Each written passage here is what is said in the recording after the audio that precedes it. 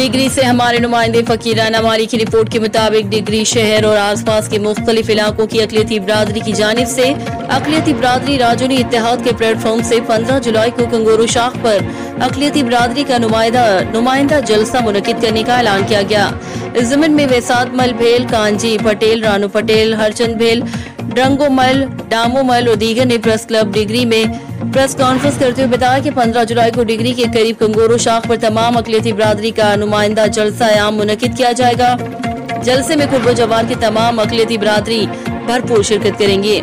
जलसे का कोई सियासी मकसद नहीं, जलसे का मकसद बुनियादी हकूक के हवाले से बिरादरियों को आगाह करना, बच्चों खासकर लड़कियों की तालीम और तरबियत पर आगाही और साथ जायज मसाइल के हल के लिए इकट्ठे आगे चलना मकसद है। उनका कहना था कि अक़लियती बिरादरी सिंध समेत पाकिस्तान भर में पुरअमन और बाशऊर बिरादरी है। ये प्लेटफॉर्म इनको मुत्तहिद करके उनके मसाइल हल करने के लिए है। इस मौके पर सहाफ़ी बिरादरी को कवरेज के लिए खुसूसी दावत भी दी गई।